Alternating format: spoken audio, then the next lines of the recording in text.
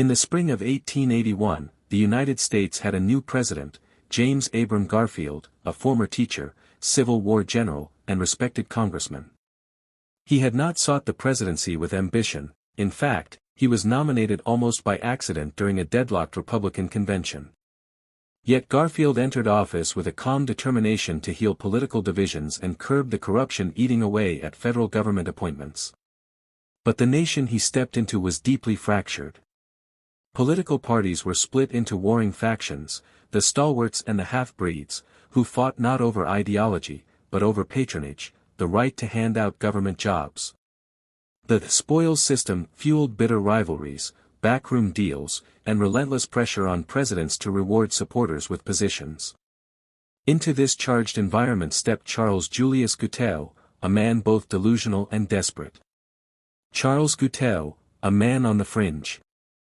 Guiteau was a failed everything, failed lawyer, failed preacher, failed writer, and failed husband. He drifted through life convinced that greatness was owed to him. When Garfield won the presidency, Guiteau imagined himself a key player in that victory. In his mind, a rambling speech he had written, and barely delivered, had single-handedly secured Garfield's election. From that fantasy grew another, that he deserved a diplomatic appointment, preferably something glamorous, the U.S. consulship in Paris.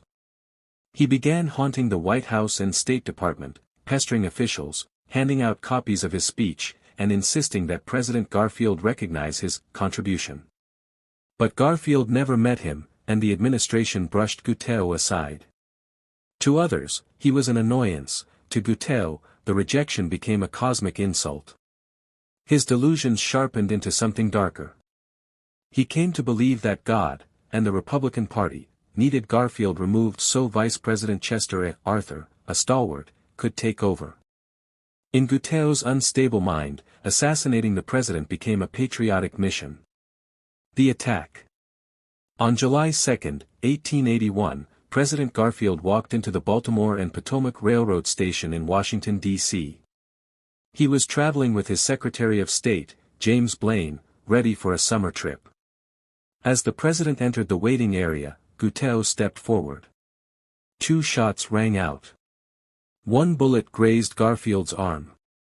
The other ripped into his back, lodging deep inside his body. Garfield collapsed. Chaos erupted. Guiteau, immediately seized by police, declared confidently, "I am a stalwart, and Arthur is now president." But Garfield did not die, at least, not right away. A long, painful decline. For the next 79 days, President Garfield suffered through agony that modern historians believe was worsened, perhaps fatally, by his doctors. Sterilization was not yet common practice in America, and physicians repeatedly probed his wounds with unwashed hands and instruments. Infection spread through his body. Garfield grew weaker, thinner, feverish. The nation followed his decline daily through newspaper updates. Americans prayed, held vigils, and sent thousands of letters. Even political enemies found themselves united in sympathy. Finally, on September 19, 1881, Garfield died of complications from the infection. Aftermath and impact.